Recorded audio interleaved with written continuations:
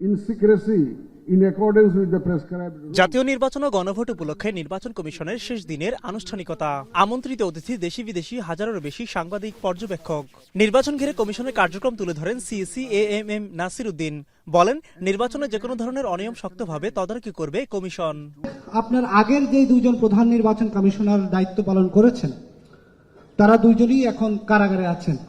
এই যে এই পরিস্থিতি আপনাকে কতটা ভাবায় এমন একটি দায়িত্ব পালনের ঠিক আগ মুহূর্তে এসে? এটা একটা এখানে যে ব্রিফিং দিচ্ছি এটার সাথে প্রাসঙ্গিক না, তারপরেও বলি নতুন লাইফবয় অ্যালোভেরা শ্যাম্পু চুল করে ন্যাচারালি স্ট্রং মাত্র 2 টাকায়।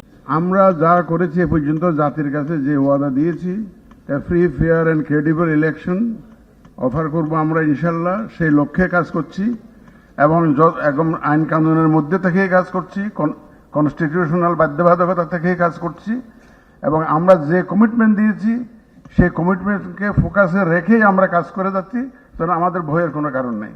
এ সময় সাংবাদিক ও পর্যবেক্ষকদের ভূমিকার কথা উল্লেখ করে ভোটের মাঠের আসল চিত্র তুলে আনতে সহযোগিতা চান প্রধান নির্বাচন commissioner.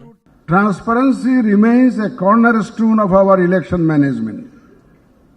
For this election, representatives from 45 countries and organizations, including election management bodies and international institutions, are participating. এক প্রশ্নের জবাবে ইসি সানাউল্লাহ বলেন, আওয়ামী লীগের অনুপস্থিতিতে ভোটের হারে প্রভাব পড়বে না। People of all description, irrespective of their political affiliation, there could be a small number, may not be, and this is the case always, a small number may not show up, but generally speaking, most of the people will show up. আয়োজনের শেষ ভাগে যোগ দেন প্রধান উপদেষ্টার press সচিব ও উপদেষ্টা Rizwan Hasan. All into this country, where, as I started and said, that election is taken as a festival here in Bangladesh.